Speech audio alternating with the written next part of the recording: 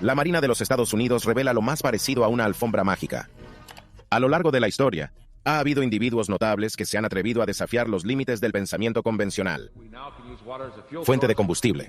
Porque el agua es una fuente de combustible muy libre y abundante. Así que hemos diseñado la tecnología de modo que sea muy flexible para utilizar todos los segmentos de la economía y hacerlo muy rápidamente. Solo para encontrar resistencia, ridiculizar e incluso la persecución. Desde la invención del coche con carrocería de cáñamo, que utiliza fibras de cáñamo que quedó marginada a la invención de cigarrillos sin cáncer que fue procesada, estos inventores se han enfrentado a inmensos obstáculos en su búsqueda de una nueva era de comprensión científica.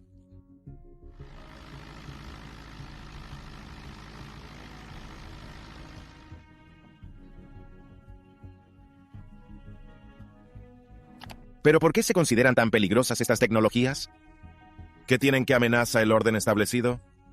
Acompáñenos a explorar el mundo de estas tecnologías prohibidas y el silenciamiento de sus inventores, y descubrir los secretos que han permanecido ocultos a la opinión pública durante demasiado tiempo. El carro de cáñamo. En el década de 1940, durante el caos de la Segunda Guerra Mundial y la floreciente era industrial, Henry Ford se embarcó en un proyecto revolucionario que rompía con las normas de fabricación de automóviles de su época. Conocido por su inventiva y por la revolucionaria producción en cadena del modelo T, Ford centró su atención en la sostenibilidad medioambiental mucho antes de que se convirtiera en una preocupación mundial. Ford imaginó un coche que no solo funcionara con combustible de biomasa, sino que también se fabricaba con ella, siendo el cáñamo el material principal. Lo llamaban el Ford 420. ¿Cómo podría la policía detenerte por tener drogas si tu coche estuviera hecho enteramente de ellas? Esta audaz iniciativa, aunque pionera, se vio eclipsada por el rápido crecimiento de la industria petrolera, que tuvo una enorme repercusión mundial. El interés de Ford por los recursos renovables y los materiales sostenibles no fue una revelación repentina. Llevaba mucho tiempo defendiendo la integración de la agricultura con la industria, creyendo que las granjas podrían ser una fuente crucial de materias primas para la fabricación. El concepto del coche de cáñamo fue el resultado directo de esta creencia, destacando la dedicación de Ford a la exploración de materiales y combustibles alternativos. Cuando estas fibras se combinaron con otros materiales vegetales, crearon un producto ligero, sostenible y biodegradables. Este innovador material no solo era respetuoso con el medio ambiente, pero también tenía una resistencia a la tracción 10 veces superior a la del acero, que ofrece importantes beneficios de seguridad junto con sus ventajas medioambientales.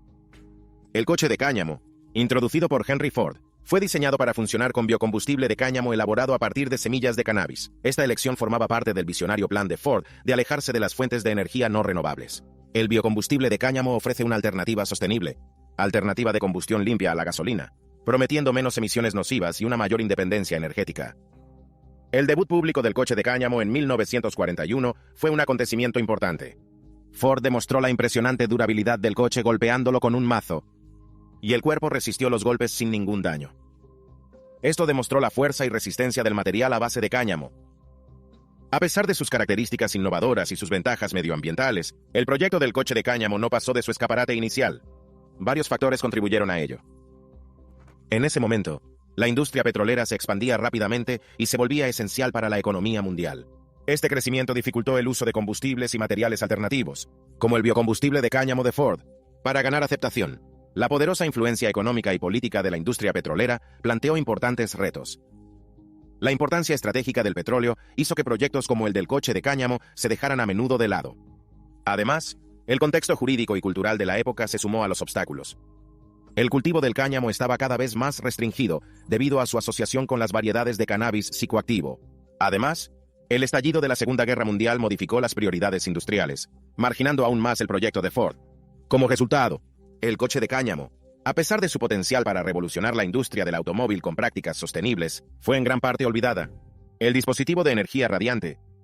En los primeros, Thomas Henry Moray, de Salt Lake City, inventó un innovador dispositivo que podía aprovechar la energía de las oscilaciones del espacio vacío, conocida como metafrecuencia.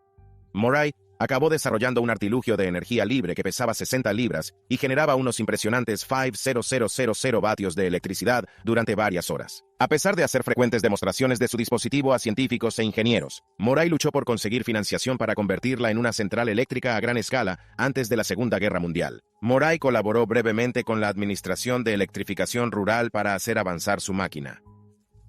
Al parecer, en el REA se infiltraron simpatizantes comunistas y altos funcionarios de tendencia prosoviética.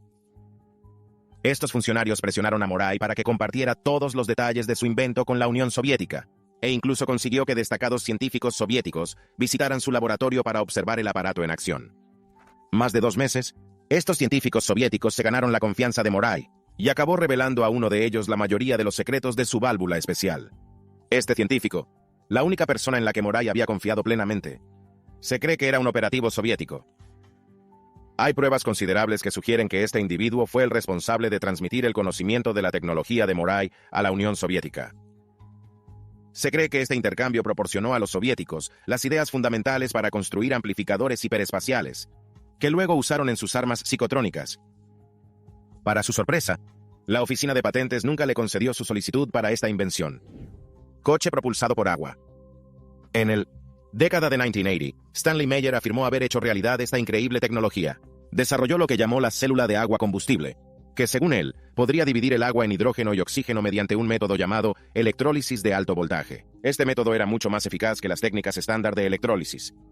La pila de combustible de agua de Meyer no era solo una afirmación descabellada, lo demostró con un buggy reconvertido, que según él, podría atravesar los Estados Unidos con solo 83 galones, que son unos 314 litros de agua. Las implicaciones de esta tecnología eran enormes. Prometía un futuro sin dependencia del petróleo, sacudiendo potencialmente la multimillonaria industria petrolera mundial. Sin embargo, la revolucionaria innovación de Stanley Meyer tuvo un final abrupto y misterioso en 1998. Después de cenar con posibles inversores belgas, Meyer salió corriendo de repente, agarrándose el pecho, y murió poco después. La causa oficial de la muerte fue un aneurisma cerebral, pero las sospechas de juego sucio y envenenamiento han persistido. Muchos creen que lo mucho que estaba en juego en torno a su invento y su potencial para trastornar la industria petrolera mundial puede haber llevado a la comisión de un delito. Efecto estructural de la cavidad. Viktor Grabenikov era un entomólogo ruso autodidacta con una profunda fascinación por el mundo natural, especialmente insectos. Creía que estas diminutas criaturas guardaban secretos de poderes extraordinarios, incluida la antigravedad. Su viaje a lo desconocido comenzó con el efecto estructural de la cavidad. Sí, así, un concepto que desarrolló observando de cerca los nidos de abejas y el comportamiento de los insectos.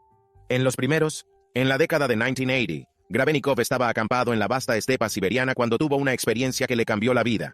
Tumbado en el suelo, sintió una extraña sensación y se dio cuenta de que estaba encima de una ciudad subterránea de abejas. Experimentaba dolores de cabeza, zumbando en sus oídos, y un sabor metálico en la boca, lo que despertó su curiosidad por las estructuras naturales que le rodeaban. Intrigado, recogió partes del nido de abejas y empezó a experimentar. Grabenikov observó una inusual emanación de calor de las estructuras alveolares, una sensación que los instrumentos científicos convencionales no podían detectar ni medir. Esto le llevó a teorizar sobre un campo de fuerza, generada por la configuración geométrica de los panales, capaces de influir en el medio ambiente de formas no comprendidas por la ciencia. Sus investigaciones dieron un giro significativo cuando examinó al microscopio los caparazones de quitina de los insectos. Descubrió un ritmo inusual, estructura extremadamente ordenada que parecía desafiar la gravedad.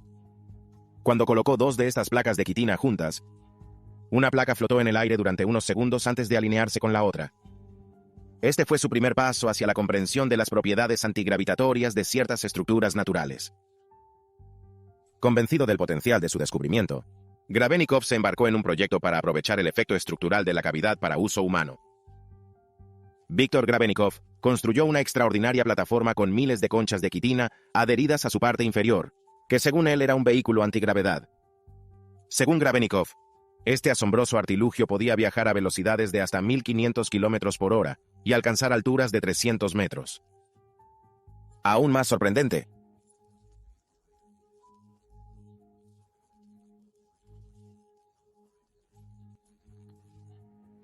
a pesar de estas increíbles afirmaciones y de las profundas implicaciones de su trabajo, Grabenikov se enfrentó a un intenso escepticismo y rechazo por parte de la comunidad científica. En 1992, después de que se denegara su solicitud de patente, pretendía que este libro detallara su descubrimiento, en el que se describen los principios y mecanismos de su invento, e incluía abundantes imágenes a todo color y posiblemente fotografías de una demostración de su aparato en un museo. Sin embargo, justo antes de su lanzamiento, Los editores, posiblemente influidos por presiones externas, alteró significativamente el libro. Eliminaron cientos de imágenes y todos los detalles esquemáticos cruciales para comprender la obra de Grebennikov. Esto plantea una pregunta intrigante. ¿Por qué fue Grebennikov? Ya se enfrenta al escepticismo de sus compañeros, sometido a nuevos esfuerzos que parecían socavar las pruebas de su invención. Un antiguo colega de Grebennikov sugirió que formaba parte de una supuesta clandestinidad científica, que se enfrentó a la oposición y quizás incluso a la persecución de la comunidad científica establecida y de los organismos gubernamentales.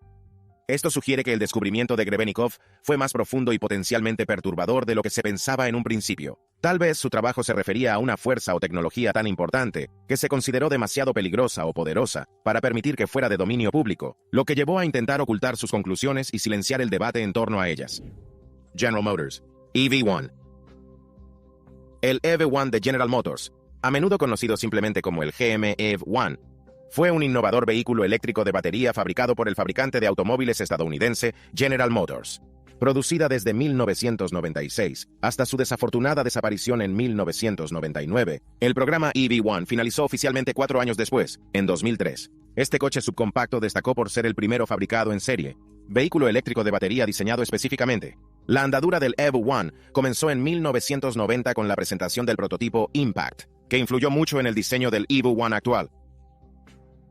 Ese mismo año, la Junta de Recursos Atmosféricos de California emitió un mandato que exigía a los 7 mayores fabricantes de automóviles de EV1 producir y vender vehículos de emisiones cero para mantener el acceso al mercado californiano. La producción en serie del EV1 comenzó en 1996, con la mayoría de los vehículos arrendados inicialmente a clientes de California, Arizona y Georgia. Dentro de un año, los programas de arrendamiento financiero se extendieron a otros estados. En 1998, General Motors introdujo varias modificaciones en el EV1, incluido un híbrido de serie, un híbrido paralelo, una variación de gas natural comprimido y un modelo de 4 ruedas, todos ellos como prototipos de posibles modelos futuros. A pesar de haber recibido comentarios positivos de clientes que adoraban el EV1, General Motors decidió que los vehículos eléctricos eran un nicho improductivo en la industria del automóvil. En un movimiento que desató la polémica, la empresa aplastó la mayoría de los coches EV1 y puso fin oficialmente al programa en 2001. A pesar de las protestas de clientes apasionados. Procesador de combustible JIT. Paul Pantone. Paul Pantone fue un inventor que se atrevió a convertir los residuos en energía con su revolucionario GIT. Tecnología energética medioambiental global. Procesador de combustible. Desarrollado en el 1990s. Este dispositivo prometía un salto significativo en la eficiencia energética al transformar una mezcla de un 80% de agua y un 20% de combustible en un gas de plasma de combustión limpia. Pantone afirmó que su tecnología podría alimentar motores utilizando solo una fracción del combustible habitual y reducir drásticamente las emisiones, reduciendo potencialmente nuestra dependencia de los combustibles fósiles convencionales. El procesador de combustible GIT funcionaba con lo que Pantone denominaba tecnología de plasma. Según él, utilizaba una cámara de reacción en la que los vapores de una mezcla de combustible y agua se transformaban en plasma, que podrían alimentar motores de combustión interna. Intrigantemente, Pantone sugirió que su sistema podría funcionar con diversas fuentes de combustible, incluido el aceite de motor usado, pintura vieja e incluso café. Esto presentaba una perspectiva apasionante para reducir drásticamente los residuos. Sin embargo, el viaje de Pantone estuvo lleno de retos. Se enfrentó al escepticismo desenfrenado de la comunidad científica. Su situación empeoró cuando surgieron problemas legales y denuncias de fraude. Con el tiempo, Pantone fue internado en un psiquiátrico, una medida que muchos de sus partidarios consideraron un intento de suprimir y desacreditar su tecnología. El movimiento perpetuo. Victor Schauberger, un silvicultor austríaco, naturalista e inventor, dedicó gran parte de su vida al estudio de la dinámica de los flujos de agua y la energía natural. Nacido en 1885, las agudas observaciones de Schauberger sobre la naturaleza le llevaron a desarrollar teorías e inventos únicos que muchos relacionaron más tarde con el concepto de movimiento perpetuo, una máquina o sistema que, en teoría, podría funcionar indefinidamente sin una fuente de energía externa. Sin embargo, Schauberger nunca afirmó haber creado máquinas de movimiento perpetuo. En su lugar, se centró en aprovechar el poder natural de la Tierra, en particular la energía que se encuentra en los vórtices de agua, con fines benéficos. El enfoque de Schauberger estaba profundamente arraigado en sus observaciones del mundo natural. Creía que la tecnología y la ingeniería modernas ignoraban a menudo los principios armoniosos inherentes a los sistemas naturales, que, si se comprenden y reproducen, podría conducir a la generación de energía sin dañar el medio ambiente. Su famoso dicho, comprender la naturaleza, y luego copiar la naturaleza, resume su filosofía. Schauberger propuso que el agua, cuando se deja fluir en un vórtice, podría generar su propia energía a través de la implosión, un concepto contrario a las tecnologías basadas en la explosión, como los motores de combustión, que dominan la tecnología humana. Una de las aportaciones más significativas de Schauberger fue su investigación sobre la dinámica de los vórtices. Se dio cuenta de que el agua de los ríos y arroyos sigue de forma natural una trayectoria serpenteante en espiral, que consideraba crucial para mantener la vitalidad y la energía del agua.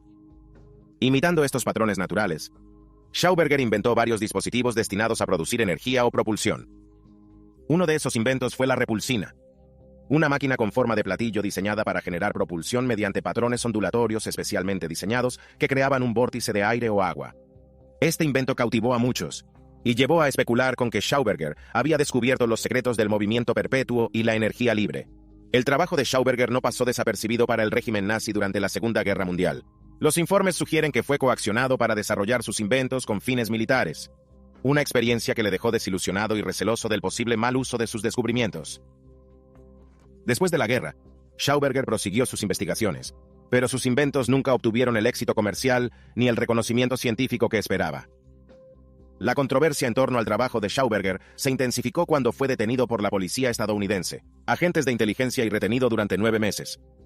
Durante este tiempo, todos sus documentos y prototipos fueron confiscados, y fue interrogado sobre sus inventos y actividades en tiempos de guerra.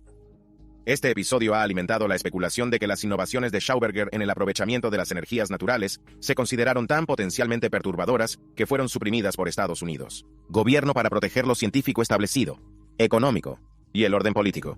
Proyecto XA. La historia del Dr.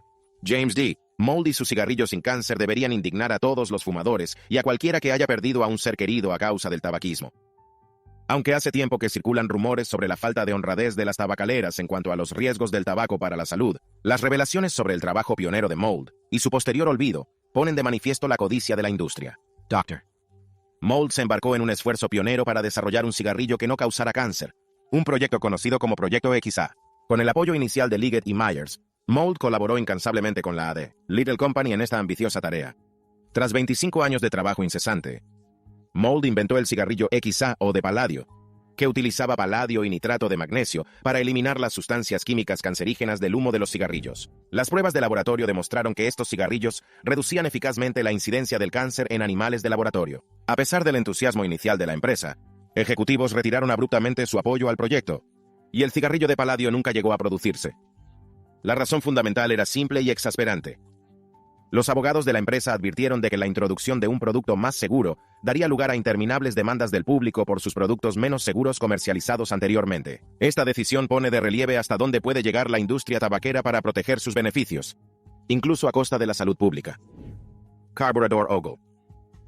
En 1977, Tom Ogle, un joven de 24 años de El Paso, Texas, afirmó haber inventado un carburador revolucionario que podría mejorar enormemente la eficiencia del combustible en los automóviles. A diferencia de los carburadores convencionales o las bombas de combustible, el sistema de Ogle vaporizaba la gasolina del depósito antes de inyectarla en el motor. Este innovador diseño prometía un asombroso salto de unas 13 millas por galón a más de 100 millas por galón, capaces de reconfigurar la demanda nacional de petróleo, economías y dinámicas geopolíticas dependientes del petróleo. El invento de Ogle llamó rápidamente la atención de los medios de comunicación, grandes petroleras y la industria automovilística. A medida que su invento ganaba prominencia, la vida de Ogle dio un giro preocupante. Tras rechazar, al parecer, lucrativas ofertas de grandes empresas que pretendían comprar y posiblemente suprimir su patente, Ogle afirmó que sufrió acoso y amenazas. De repente, su respaldo financiero desapareció y los prometedores acuerdos se evaporaron. Trágicamente, en 1981, pocos años después de su revolucionario invento, Tom Ogle murió en circunstancias misteriosas. Oficialmente, su muerte se atribuyó a una combinación de alcohol y sobredosis del analgésico Darbon. Sin embargo, sus allegados y numerosos teóricos de la conspiración sugieren juego sucio, creyendo que su desaparición fue orquestada para suprimir su invento. Nunca se ha verificado públicamente ningún prototipo del carburador Ogle, alimentando aún más la especulación y el misterio. A pesar de la amplia cobertura mediática durante su desarrollo, la tecnología parece haber desaparecido, como su inventor. el Wasp X-Jet. La búsqueda de despegues y aterrizajes verticales innovadores, Eaton Systems ha producido numerosos diseños experimentales. Uno de los más cautivadores es el Williams X-Jet. Desarrollado por Williams International, empresa reconocida por su experiencia en tecnología de turboventiladores, el X-Jet surgió como un sistema Eaton pionero, también conocida como Plataforma de Sistemas Aéreos Williams, WASP. Este avión compacto y ligero estaba propulsado por un motor turbofan, mostrando una mezcla única de sencillez y una ingeniería avanzada que lo distinguían de otros conceptos Eaton de su época. Diseñado para transportar un solo operador, el X-Jet presentaba un mecanismo de control intuitivo. El operador podía controlar la aeronave simplemente inclinándose en la dirección deseada y ajustando la potencia. Este sencillo pero innovador sistema de control, combinado con la agilidad del X-Jet, le permitía moverse en cualquier dirección, acelerar rápidamente, hover, y girar sobre su eje. El avión podía permanecer en el aire hasta 45 minutos y alcanzar velocidades de hasta 60 millas por hora, lo que lo convierte en un vehículo excepcional para el transporte personal. A pesar de su diseño innovador y sus capacidades, el Williams X-Jet se enfrentó a importantes retos. En el década de 1980, el ejército evaluó el X-Jet como parte de su exploración de nuevas tecnologías UTOL. Los militares estaban interesados en estos sistemas por su potencial para mejorar la movilidad y la flexibilidad en el campo de batalla, superando las capacidades de los helicópteros y aviones convencionales. El X-Jet presentaba una opción intrigante para la movilidad individual de los soldados. Sin embargo, tras una evaluación exhaustiva, el ejército concluyó que el Williams X-Jet, a pesar de su innovación, era inferior a las capacidades proporcionadas por helicópteros y pequeños aviones no tripulados. Esta decisión se basó en varios factores, incluida la limitada autonomía y capacidad de carga útil del X-Jet en comparación con los helicópteros, y el rápido avance de la tecnología de los vehículos aéreos no tripulados, que ofrecía mayor versatilidad sin arriesgar la vida del piloto. Además, las complejidades operativas y los requisitos de formación para pilotar con seguridad el X-Jet planteaban retos logísticos para su integración en las operaciones militares. Aunque la tecnología no se suprimió y podría haber supuesto una mejora significativa en la vida cotidiana de las personas, no se utilizó ampliamente debido a su alto coste y relativa dificultad para volar. La exploración de la tecnología UTOL sigue evolucionando, con la aparición de nuevos diseños y conceptos que parten del trabajo fundacional de proyectos como el Williams X-Jet. La transmisión inalámbrica de energía de Nikola Tesla. Por 19-0, Nikola Tesla fue considerado el mejor ingeniero eléctrico de Estados Unidos, cautivando al mundo con sus revolucionarias innovaciones y su triunfo sobre Thomas Edison en la batalla de las corrientes. Tesla se embarcó entonces en su proyecto más ambicioso, la torre de transmisión de Wardenclyffe. Construido entre 1901 y 1905, esta instalación se basó en otro de los conceptos revolucionarios de Tesla. Su objetivo era utilizar la torre para lograr lo que antes se consideraba imposible: un sistema global de comunicación inalámbrica. La torre Wardenclyffe pretendía ser el prototipo de un sistema que utilizaría la propia Tierra como conductor. Tesla imaginó la radiodifusión musical, noticias, informes bursátiles, comunicaciones militares seguras, e incluso imágenes facsímiles en todo el mundo. Todo de forma inalámbrica. Este intento visionario de crear una infraestructura de telecomunicaciones era comparable a lo que hoy ofrece Internet, pero totalmente sin cables. La visión de Tesla para la torre Wardenclyffe iba aún más lejos. Ya había demostrado que las señales de alta frecuencia podían transmitirse de forma inalámbrica con sus transformadores de bobina Tesla. Se obsesionó con la idea de la transmisión inalámbrica de energía. Sin embargo, las elevadas ambiciones de Tesla para Wardenclyffe superaban sus recursos financieros y la paciencia de sus patrocinadores. El proyecto atravesó dificultades financieras antes de poder completarse. A pesar de su potencial, la torre inacabada fue desmantelada en 1917 para satisfacer las obligaciones financieras de Tesla. Lo que una vez fue un laboratorio de vanguardia rebosante de las increíbles innovaciones de Tesla, se convirtió en un monumento desolado a su idea más ambiciosa. Ahora es el momento de la selección de suscriptores de hoy. En el corazón de Silicon Valley, en un elegante laboratorio ultramoderno lleno del zumbido de la tecnología punta, Dr. Alex Carter está encorvado sobre su mesa de trabajo. Alex era la personificación de lo brillante, científico impulsado, interesante, a miles de kilómetros de distancia, en un castillo centenario reconvertido en centro de investigación de vanguardia en los Alpes suizos. Dr. Elisa von Braun estaba igualmente ocupado en su trabajo, ajustándose las lupas y soldando cuidadosamente un componente microscópico. Desconocidos entre sí, Ambos científicos estaban a punto de crear algo que cambiaría el mundo para siempre. Sus inventos, aunque diferentes en forma y función, eran dos mitades de un todo, destinados a cruzarse de un modo que ninguno de los dos podía prever. El proyecto de Alex, apodado Proyecto Elysium, era un revolucionario dispositivo de comunicación cuántica. No se parece a nada que se haya visto antes. Se diseñó para permitir la instantaneidad, comunicación inviolable a cualquier distancia. La creación de ELISA, conocida como la cronosfera, fue igualmente innovadora. Era un dispositivo capaz de manipular el tiempo a nivel local, creando burbujas en las que el tiempo podía ralentizarse o acelerarse. Ambos expertos se proponen ahora colaborar para crear uno de los mayores inventos tecnológicos de la historia. ¿Cómo de masivo cree que será su invento?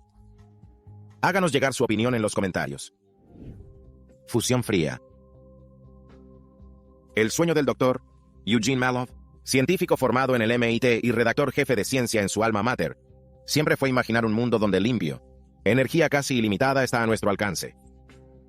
Fue un apasionado defensor de la fusión fría, un tipo de producción energética que prometía cambiar para siempre el panorama energético mundial. En 1989, la comunidad científica se estremeció cuando los electroquímicos Martin Fleischmann y Stanley Pons anunciaron que habían logrado la fusión nuclear a temperatura ambiente. A diferencia de la fusión tradicional, que requiere temperaturas y presiones increíblemente elevadas, la fusión fría podría proporcionar una enorme fuente de energía barata y respetuosa con el medio ambiente. A pesar de la emoción inicial, otros científicos no pudieron replicar sus resultados, lo que provocó un escepticismo generalizado y el rechazo de la fusión fría como pseudociencia.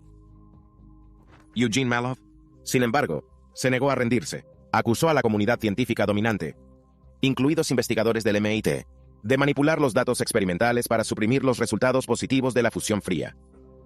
Las audaces acusaciones de Mallove y su dimisión del MIT en protesta por lo que él consideraba un comportamiento poco ético llamaron poderosamente la atención sobre lo que él consideraba una gran injusticia científica. Trágicamente, en 2004, la vida de Mallove se truncó cuando fue asesinado mientras limpiaba su vivienda de alquiler. Las misteriosas circunstancias de su muerte han alimentado la especulación y las teorías conspirativas sobre hasta dónde podrían llegar los detractores de la fusión fría para silenciar a sus defensores. El generador Hendershot. A finales de años 20, Lester Hendershot, un americano con inventiva, afirmó haber desarrollado un innovador dispositivo conocido como generador Hendershot. Se decía que este notable invento generaba energía gratuita aprovechando el campo magnético de la Tierra, producir electricidad sin necesidad de combustible. El generador Hendershot prometía revolucionar el panorama energético, ofreciendo una fuente de energía ilimitada que podría dejar obsoletas las fuentes de energía tradicionales. El dispositivo de Hendershot se describía como un generador autónomo, utilizando una serie de bobinas y condensadores para crear energía sin ninguna fuente de alimentación externa. Sus manifestaciones a finales de En los años 20, el generador alimentaba bombillas y motores, captar la imaginación del público y atraer la atención de los medios de comunicación y de posibles inversores.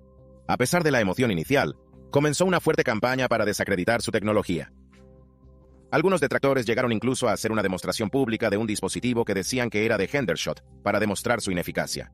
Este acto de descrédito señaló a los partidarios de Hendershot que había esfuerzos concertados para socavar su trabajo.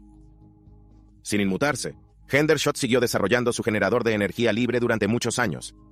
A finales del años 60, creía tener un avance que interesaría a E.U. Marina. Preparó 2 modelos y una propuesta de 56 páginas. Sin embargo, su propuesta fue denegada.